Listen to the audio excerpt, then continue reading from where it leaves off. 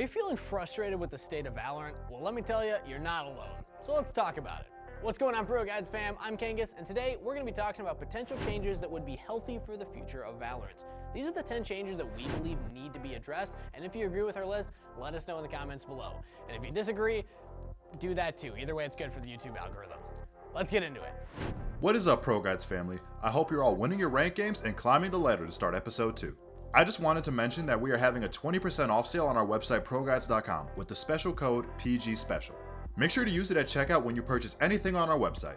Have fun grinding, and I will see you all again very soon. We've already talked about the issues of running and gunning in one of our most recent videos. However, the war is far from over.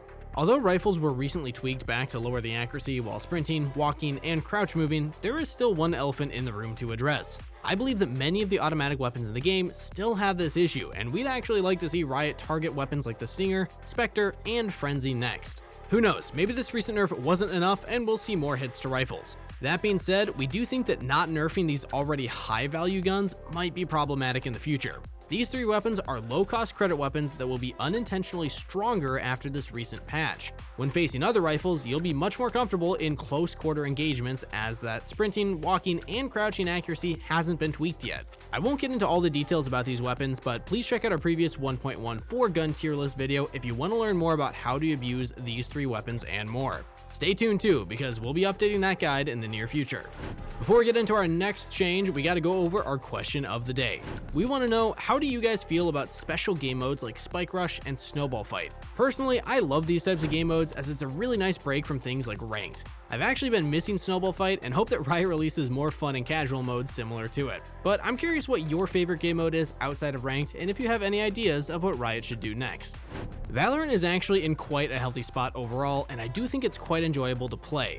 However, that doesn't mean that Valorant is perfect. One of the biggest issues that I feel confident about is how Riot has continuously nerfed Sentinels over the last couple of months with little to no real reasons. We believe that a few of these nerfs can and should be tuned back to help those agents feel more enjoyable and dynamic. Until there's more Sentinels in the game, I think it's extremely strange that Riot has opted to nerf the Sentinel agents the most out of all agents so far. So for you Sentinel mains out there, trust me, I do feel your pain. With that said, let's talk about the first one. If you guys recall, a little while ago, Riot decided to change both Cypher and Killjoy, where if they die at any point in the round, their utility deactivates. Specifically, Cypher's Tripwire and Killjoy's Alarm Bot and Turret. I think that this makes both of these agents harder to play aggressively due to their utility being destroyed if they die. This is particularly noticeable on the defender side, and I hope they revert this or give these agents some slight buffs to counteract that. They could instead make Cypher's camera cooldown lower, more in line with how he was in the beta. For Killjoy, maybe they could lower the cost of her alarm bot to further her cost efficiency over the likes of Cypher. I do agree that many of the nerfs that were targeted towards these agents were fairly warranted. It's clear that Cypher and Killjoy see a lot of play in competitive modes, but nerfing either of these agents isn't really the solution. Until Riot adds more Sentinels into the game, nerfing any of these agents will make it much less fun for those who aren't duelist mains. As a result, this role seems to be the least sought after role for good reason. I think it's time that Riot noticed how far they've taken these nerfs and tried to tune them back a little. This next one isn't a huge deal, but I know plenty of people that would like to see more crosshair options become available in the future. One of my biggest complaints is how little amount of color options there are to choose from, and I'd hope to see more like Counter-Strike where you can pick the exact color value you'd like your crosshairs to be. Additionally, I feel that the sizing on each interval could be slightly expanded on. Instead of going from size 2 to 3, for example, I'd love to see some decimals to allow us more customization with how we want our crosshairs to look. Right now, it's difficult to find the perfect crosshair that suits you well, and I think changes like this can be a great step forward for a lot of players.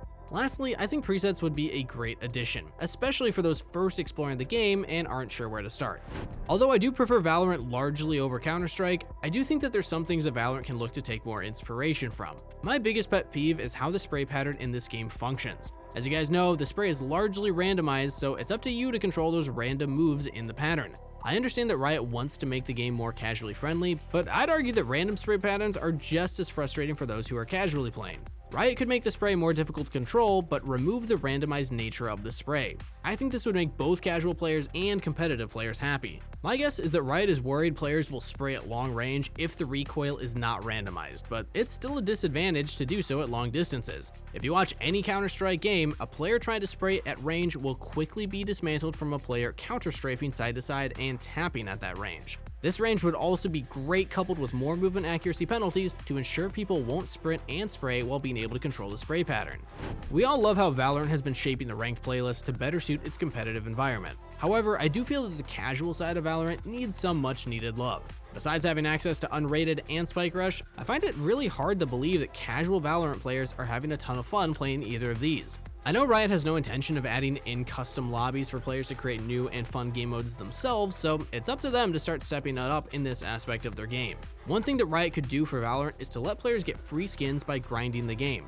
This is something they already do in League, where you can get role skins out of crates that you get for playing as well. On top of this, Riot could start adding agent skin chromas that can be unlocked through free in-game currency that you grind by playing more.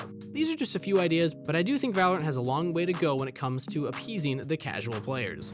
Although I don't play Overwatch like I used to, I do think there's some things that they do better over there. The most obvious one is how they allow you to avoid up to 3 players from your last game for being on your next team. This is great if you feel that certain players could be ruining your in-game experience and you'd rather not play with them again. I think this change is a simple one that can keep players from avoiding queues and will keep everyone's enjoyment up. Players will already dodge ranked if they see someone on their team that they don't want to play with, so this would be a great change to an issue that won't be going away anytime soon.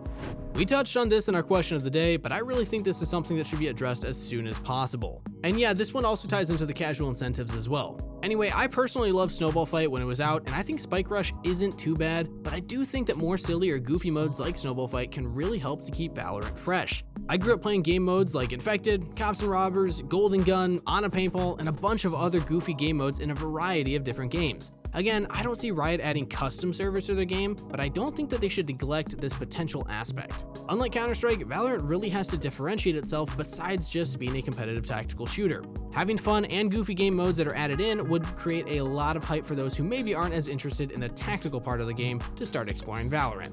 Had a teammate AFK for a multiple of reasons and wish the game wasn't counted for? We've all been there and it sucks. Good thing that Riot has a remake system in place, right? Well, I wouldn't be too excited because it only takes into account if a player leaves before the second round. Although this does happen, a large majority of players at AFK happen way after the second round starts. I think this should be extended to around 5 or 6 rounds in.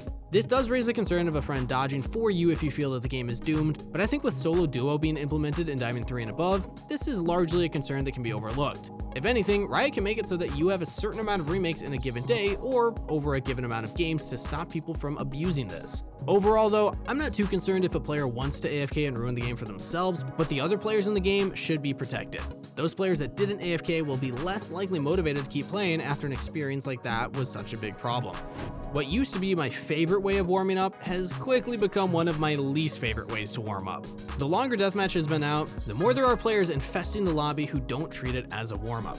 What I mean is that they play heavily off sound cues and hold select areas of the map to farm kills. I get that some players play deathmatch outside of trying to warm up, but I do think Riot could add some changes to make both types of players happy. First and foremost, deathmatch needs to remove spawn audio out of the game so players can easily avoid those players who just spawn. They could also remove the audio cue in general, but I don't see that really happening. Last but not least, I'd love to see deathmatch become multiple game modes. Wouldn't it be cool if you could queue up for a specific gun type of deathmatch? You could queue up to practice using pistols, SMGs, rifles, snipers, or light machine guns. This would help to keep things more casual and also help those who want to practice a specific gun without being overwhelmed by negative feedback or just stronger weaponry from those in your deathmatch. These are just some thoughts though, but I do think that they would benefit deathmatch and Valorant as a whole. And this next one has been something that I know Riot will start to implement more into the game as Valorant develops, but I want to address it anyway. I think it feels really nice to get some sort of bonus for grinding out an act or reward. A nice ranked border, skin, or gun buddy can have a nice little bonus to keep us incentivized to play. For example, they could have it so that you unlock the color of a rank that you end at for the episode. You can use it to apply to one weapon of your choice for some extra flair in your arsenal. Additionally, I really do hope they eventually add agent skins to Valorant. This would be amazing for you cosmetic junkies and is a great way to spice things up. If Riot's worried that these skins would be a problem in the competitive environment, they could just disable it in ranked, or as an option in tournament mode. There are so many changes that Riot can explore in the future, and I hope you guys are just as excited to be on this journey with me. Well, I hope you all thoroughly enjoyed our list of changes for Valorant. Let us know if you agree or think we missed out on anything cool. If you enjoyed the video, please like, comment, and subscribe, and make sure to hit that bell notification too. If you want to learn anything more about Valorant-related things, head on over to ProGuides.com for the very best Valorant on-demand coaching. We also got a really great community on Discord where you can chat, hang out, and possibly even find friends to play with. Stay tuned for our future videos, and keep up the grind, ProGuides fam. I'll see you in the next one.